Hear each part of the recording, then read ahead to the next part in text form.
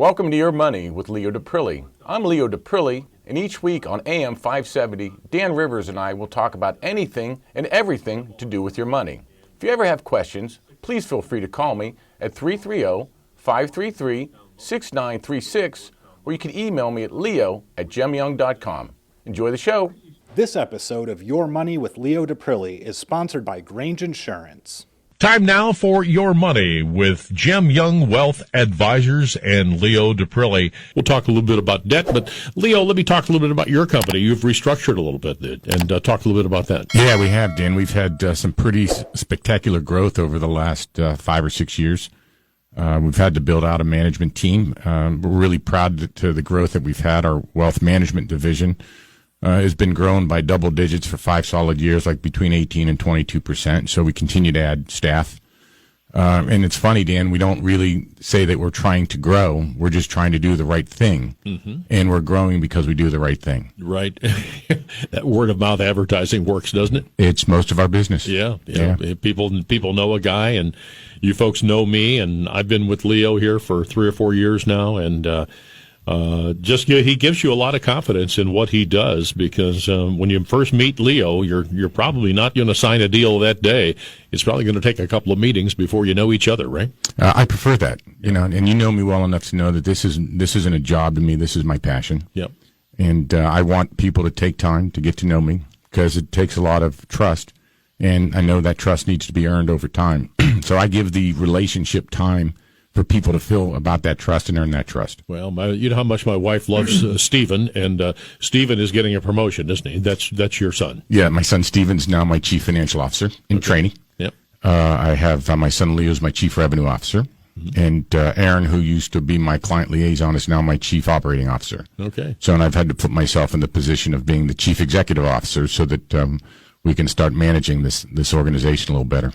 But one thing that you assured people in that letter is that you are still going to be sitting down with people and listening to what their goals are. I am. And in fact, again, being a financial planner is my passion. I never plan on stop doing that.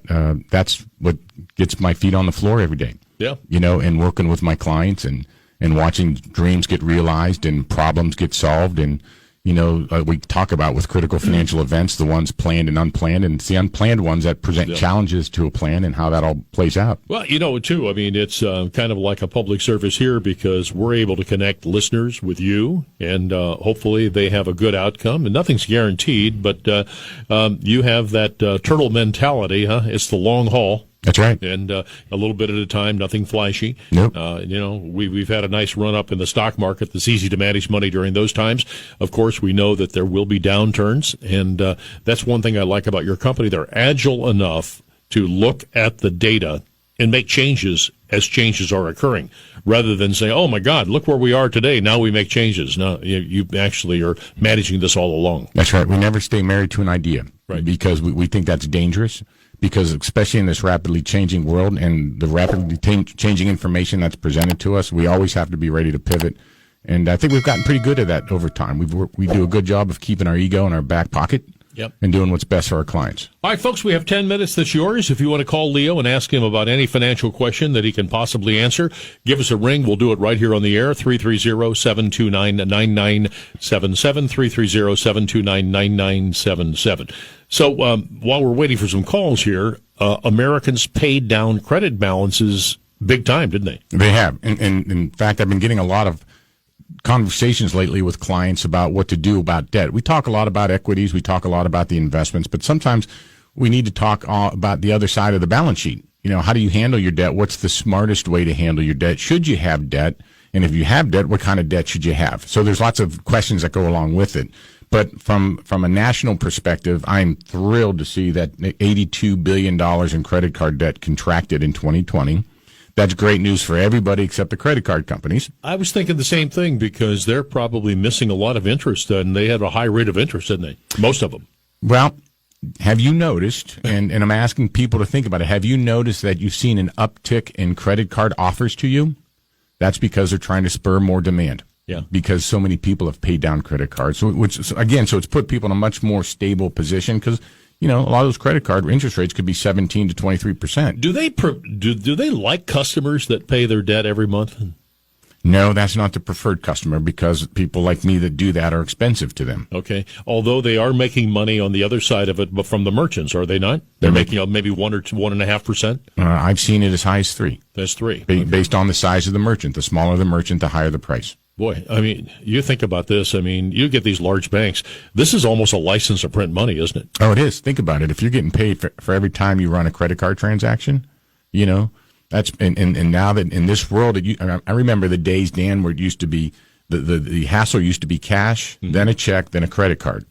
Remember that? Remember the old we had to run the credit card through the machine and all of that, and how the whole thing's reversed itself. Like cash is almost the pain now. Yeah. So you think about the velocity of the transactions that happen in the credit card world and how much money is being made just on the velocity of the transactions. You think of what happened to all the printers out there. Remember the people that used to I remember Hill's department stores years ago. They used to have a little catalog they would open up and they would look for numbers that were bad numbers, that the credit card was canceled. That was their only way because they were basically transacting deals based on there would be a sweep of the bank later, right? It wasn't instantaneous. Right. Well, back in the day when I was going to college and working for Ohio pumping gas, the only credit cards we took were the Ohio credit cards. Yeah. Yeah. Everything else was cash or an occasional check, and we only took a check if we knew the person. So back to what we paid off, $82 billion. What's your opinion on how we paid that off? Was that money that we had lying around, or we repurposed the money? We got money from the federal government? Americans got smart here real quick. Well, Dan, I think a lot of it came from the first round of the stimulus money. That was the catalyst to paying it off because the statistics are 58% of that, just the first stimulus check, 58% of that money was used to either pay down debt or buy food. I mean, they weren't really using it to live. It was mostly to pay down debt. Yeah. Okay? Now, on the other hand, you think about the credit card companies because typically you can make a mortgage loan for around 3% now, maybe even less, and money is worth that single digit. But credit card companies, simply because they extend credit to so many, they're able to charge a very high rate. Is there any upper ceiling on what they can charge? I mean, obviously, if they charge too much, they wouldn't have any business. But yeah, there is. There's usually laws in place that are in place. I'm not sure what it is. I think it's around 23%. Yeah. But what I'm suggesting to people now that if you were someone that had to live on credit cards and you've done a good job over the last year of making your payments and improving your credit, one strategy now is since the credit card companies are hungry, how you can start playing that game now. There's a lot of zero interest credit cards for you to transfer balances that can give you a 0% interest for a year. Mm-hmm. So if you've gotten your feet back under you and your credit's improved, I would strongly recommend that you deploy this technique so that you can reduce your interest cost, because think about how much debt you can pay down in the next year. And then the next year, go find another 0% interest and flip it again. Yeah. And, of course, on the other hand, you got the debit cards, but that's money that's coming out of your account right now. That's being swept out of your account immediately. How do you like the idea between debit and credit? I've got my own opinion, but what's yours? Well, I'm a credit card guy, not a debit card guy, because I play the flow to the money. You want the truth? I play the flow to the money, and I play the credit cards that give me the highest unrestricted points. Okay. And pay my bill every month. And credit cards basically are, if you're responsible, you're not going to lose in the event you do lose a credit card. They're usually going to make you whole if you report it completely. But with a debit card, it's live ammunition, isn't it? It can be, but again, something else to be careful of. It's the debit card to me is just the same as carrying around cash. Mm-hmm. And there's higher risks with it. To your point, Dan, the credit card's going to give you much more protections to it. But some people, Dan, if there's money in their pocket, they're spending it, and that's where the debit card works. And some people can't really manage the float that comes along with a credit card because they're both financial tools. Okay, is what they are. All right, we paid off the credit cards. What do we do next? What do we pay off next? Well, that's a good question, and I'll start by something you've heard me say a lot: that cash is king. Mm-hmm. It's really hard to accumulate cash, but it's really easy to spend cash. Just because you have the money to pay down debt or pay off debt isn't always the right course of action, okay?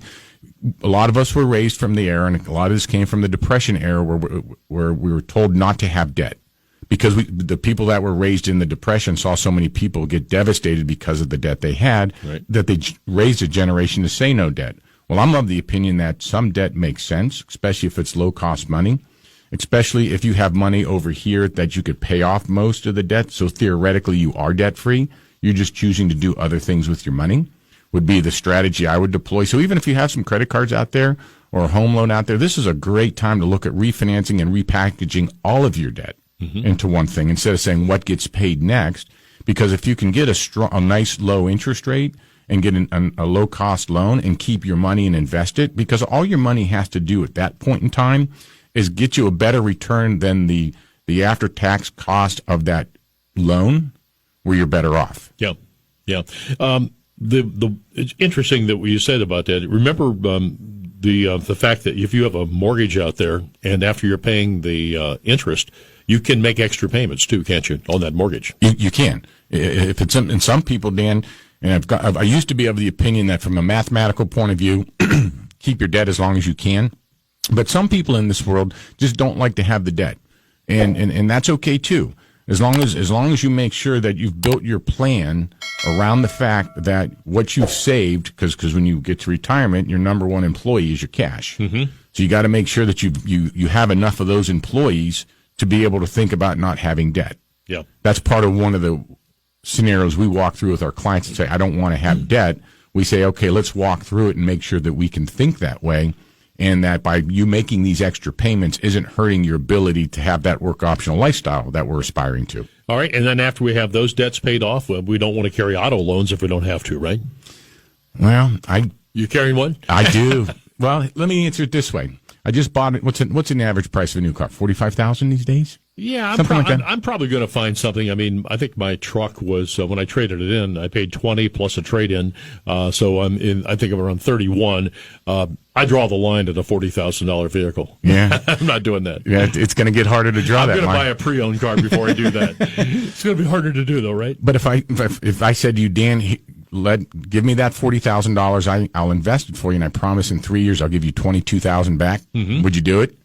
Well, how much you giving me? You're going to give me $40,000, and I'm going to invest it for you, and I promise you in 3 years I'll give you $22,000 back. That's in addition? No. Oh no, I'm not buying that. No, but isn't that hurrying to pay off a car?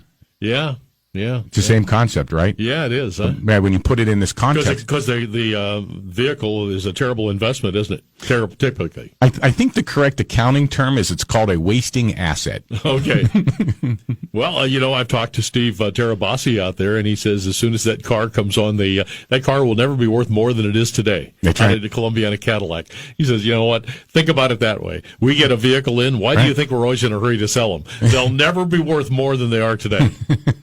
That's a good way to look at it. Unless you're upside down the way we are right now with cars, because some of these automobiles are increasing in value, but that's a phenomenon that's going to go away, isn't it?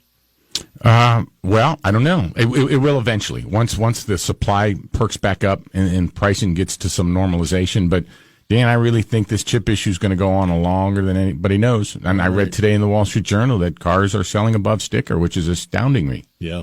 All right, I got to run, but are we going to be upside down in the housing market here? Is this thing going to bust? I don't see it. You don't see it? We just lack supply. Just keeps going. We lack supply till we start flooding supply. I don't see the price pressures easing at all. I'm waiting for somebody to build a good $150,000 house. That's not possible, is it? I don't think the materials can get you there. Yeah, you can't. But you would hope that we could do something to get down lower the cost of housing. All right. Obviously, I know what he does. I'm a customer, and they do a great job. Leo Daprile and his sons, they run a great company called Gem Wealth Advisors. Your information, please. Sure. If you're interested in talking to me or Stephen or Leo, you can call me at 330-533-6936. Or you can email me at leo@gemyoung.com. And congratulations to Erin on her promotion. That's the second promotion she's gotten in a couple of years now. Yeah, she's a bright individual. Yeah. Very bright individual. Fantastic. All right, if you'd like to sit down with a good financial planner, and we use that word fiduciary, explain it again. Yeah, we put the interests of our clients first, plain and simple. All right. No high pressure.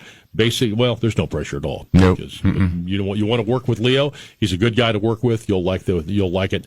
And congratulations on the growth. Thank you, Dan. I appreciate it. Leo@gemyoung.com. And let me just finish with that by just saying, it's the team that got us there, not me. Yeah, very good. All right, Leo. Thank you very much. Good guy. He'll help you out.